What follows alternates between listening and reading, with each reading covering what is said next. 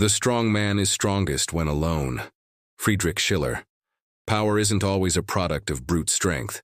It doesn't always rise from thunderous speeches, violent revolutions, or theatrical displays.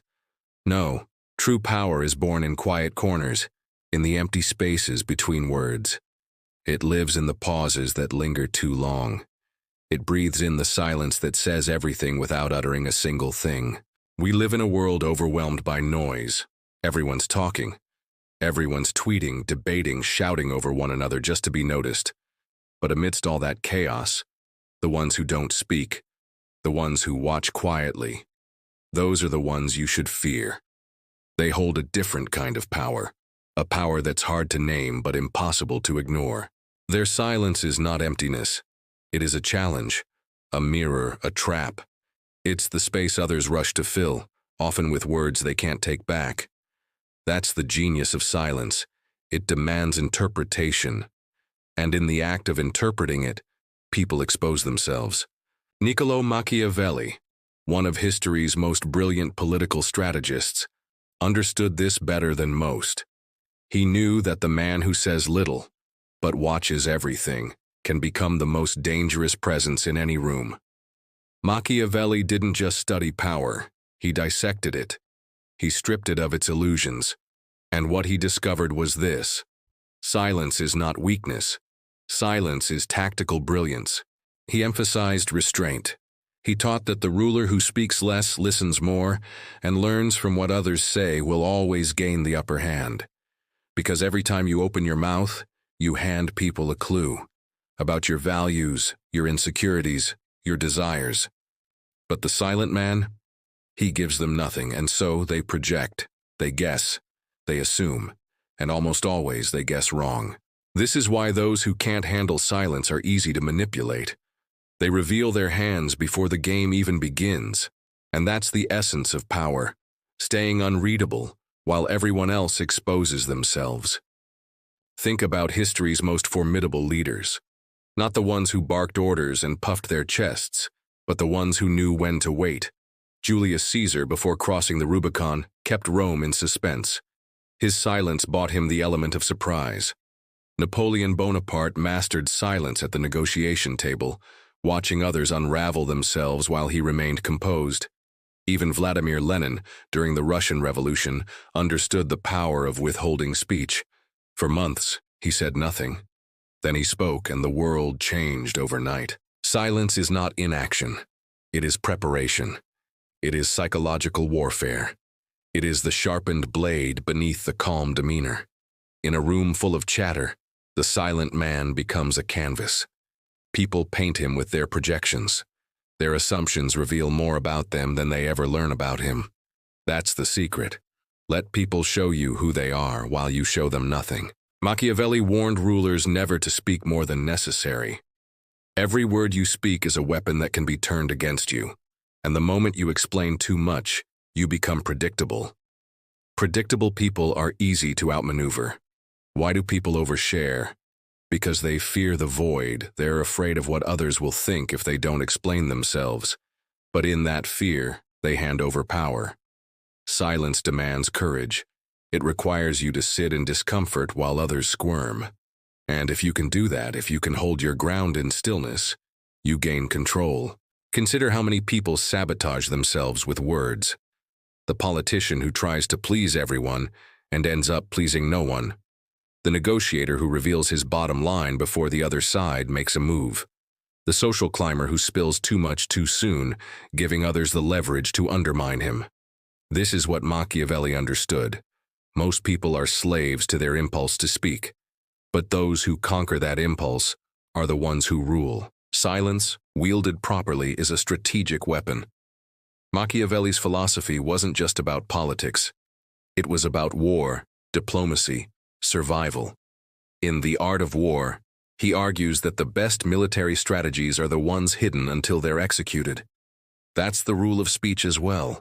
Words spoken too early expose your intentions before the battlefield is ready. A general who hides his plans forces his enemy into uncertainty. A leader who says little forces rivals into speculation. A person who remains unreadable keeps control over how they're perceived. That's the game. Reveal nothing, learn everything. Silence is timing. It is patience. It is knowing when to speak so that your words land like arrows, swift, sharp, and unavoidable. When you wait, your words gain power. And when you finally speak, people listen. Human nature hasn't changed. People still chase mystery. They still respect what they can't easily read. The quiet presence in a room unnerves them. They think, what does he know that we don't? Or, why isn't she saying anything? Their minds spiral into assumptions, and that's where your power begins. Silence creates authority. It builds mystique. It makes people lean in closer, wanting more. The silent person becomes the axis around which conversations turn, even when they've said nothing. In our hyper-connected world, silence is even more subversive. Social media trains people to speak constantly, to share every thought, to overshare. And in doing so, they dilute themselves. They erode their mystery. But those who remain reserved, who treat their words like currency, those are the ones who stand out. Machiavelli's The Prince gives us a blueprint. One of his core lessons is about control, of information, of narrative, and most crucially, of speech. The person who cannot control their tongue cannot control their fate. It's that simple. When you speak carelessly, you reveal vulnerabilities, anxieties, emotions, weaknesses. You might even commit to ideas or promises you can't uphold. And once words are out, they cannot be taken back. That's the trap. And Machiavelli warned about it centuries ago. The asymmetry of information is where true power lives. The one who knows more than they reveal always holds the advantage. Once you give it all away, you lose your edge. A ruler who is too open, too transparent, becomes easy to attack. Their enemies can anticipate every move. That's why controlling your speech is not just about being cautious. It's about staying ahead, remaining unpredictable, guarding your intentions like a fortress. But silence should never be mistaken for absence or passivity. Machiavelli never preached muteness. He taught discernment, precision. Speak rarely, but when you do, make it count. The well-timed sentence can dismantle your opponent. The perfectly placed pause can win a negotiation. The refusal to answer can force others into error. Silence can be a trapdoor, a smokescreen, a throne. The wise leader doesn't just use silence to conceal. They use it to shape perception, to manipulate, to dominate the field without drawing their sword. Silence can convince others you're stronger than you are, or that you know more than they do. And most people will believe it, not because you proved it, but because you made them fill in the blanks. Contrast this with the fool, who talks because he can't bear silence, who spills secrets for the illusion of connection, who loses control of the moment because he can't stand being misunderstood. That man will always be outmaneuvered. Because every word he speaks writes the script of his own downfall. Machiavelli's genius wasn't just in what he said, it was in what he chose not to say. Power to him wasn't just about force, it was about perception. Those who speak constantly give others too many opportunities to misjudge, to find fault, to twist their words. But those who speak rarely and intentionally, they maintain control of their image. They command respect without demanding it. They hold a room without needing to fill it.